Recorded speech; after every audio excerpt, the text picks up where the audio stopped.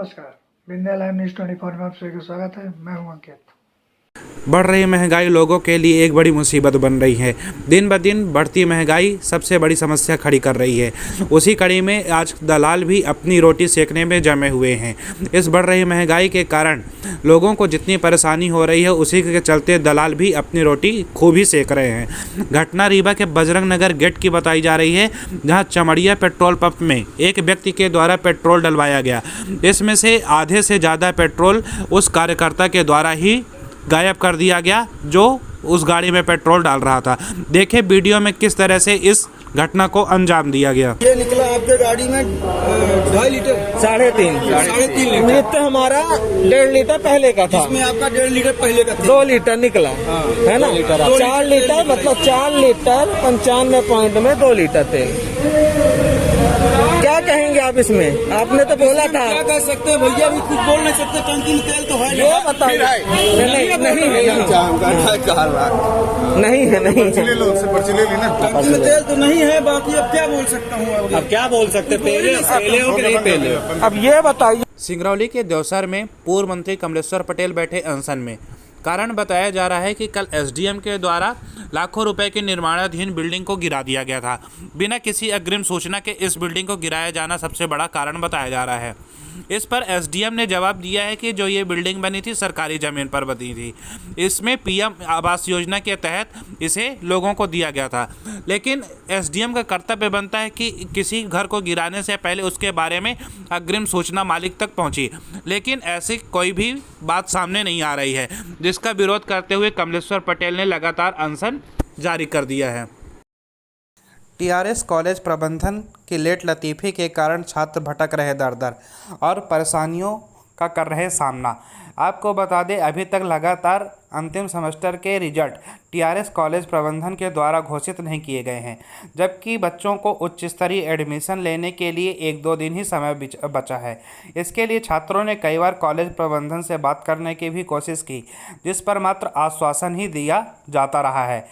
आपको बता दें, रिजल्ट घोषित करने की तारीख 31 जुलाई तय की गई थी, लेकिन आज वर्तमान दिनांक तक भी रिजल्ट घोषित नहीं हो पाया है।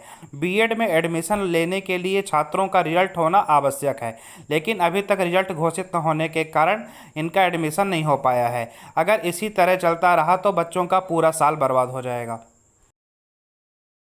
खबर छतरपुर के बमीठा थाना क्षेत्र के अंतर्गत झमटोली ग्राम से, जहां सर्वेश खटीक नामक व्यक्ति की मृत्यु के बाद परिजन काफ़ी आक्रोशित नजर आ रहे हैं। इनका कहना है कि पुलिस से प्रताड़ना के बाद इस सर्वेश खटीक की मृत्यु हुई है। इसी परिप्रेक्ष्य में पुलिस का कहना है कि किसी बीमारी के कारण इसकी मृत्यु हुई है। इसी का विरोध करते हुए कांग्रेस पार्टी भी इन्हीं के समर्थन में आ गई है और ज़ोर शोर से अनशन कर रही है।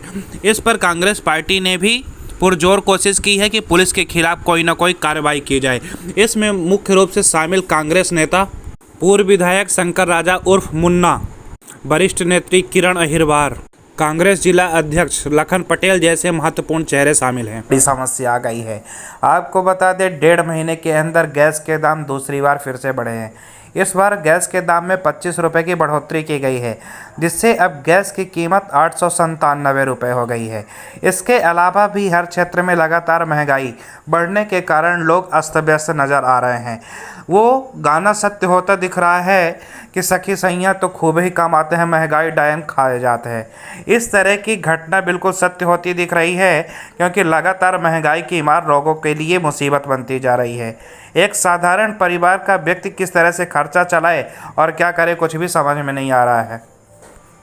सिंगरौली के सरे तहसील में एसडीएम की दिख रही कड़ी लापरवाही, अपने ओहदे का कर रहे गलत इस्तेमाल। यहां रोड के किनारे खड़ी एक 4 व्हीलर वाहन को अपने गार्ड के द्वारा डंडे से मरवाकर दोनों हेडलाइट को तोड़ दिया गया। उचित कारण पूछने पर एसडीएम के द्वारा कुछ भी नहीं कहा गया है। आगे देखिए वीडियो में याचक दिनेश मिश्रा किस तरह से अपनी दुख भरी व्यथा सुना रहे हैं। क्या नाम है आपका? दिनेश कुमार मिश्रा।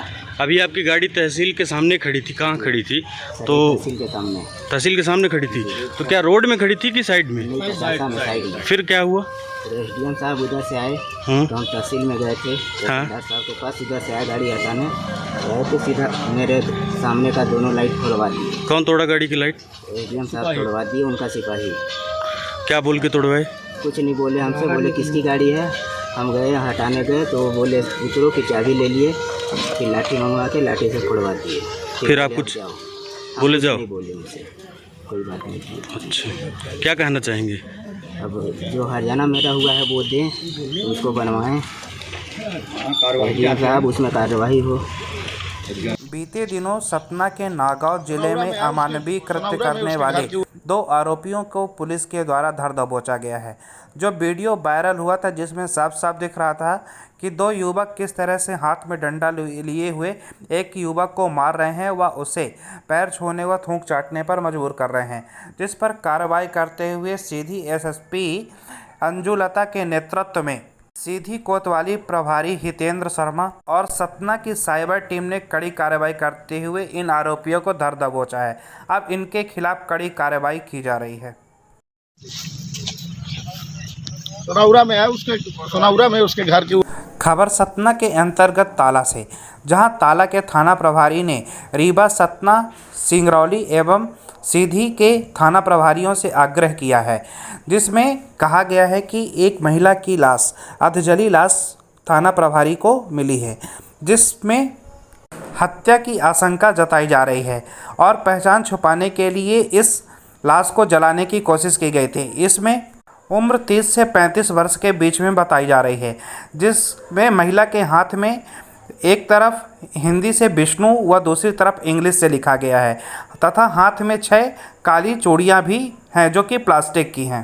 पैर में पतली पायल तथा बिछिया पहने हुई है। यदि इस संबंध में किसी को भी जानकारी मिलती है तो कृपया थाना प्रभारी ताला से संपर्क करें। अफगानिस्तान और तालिबानियों में चल रही ज़बरदस्त मुठभेड़ के बीच ईरान अफगानिस्तान का पड़ोसी भाई बनकर खड़ा हुआ है।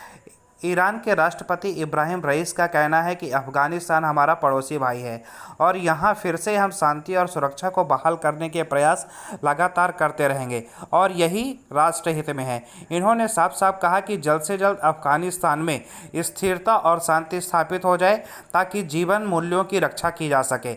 यहाँ पे अकारण ही लोगों को मारा और पीटा जा रहा है जो मानव मूल्यों के खिलाफ है। इसी के साथ उन्होंने और कई देशों से भी आग्रह किया है कि इसमें बढ़ चढ़कर भाग लें और अफगानिस्तान में शांति बहाल करने की कोशिश करें।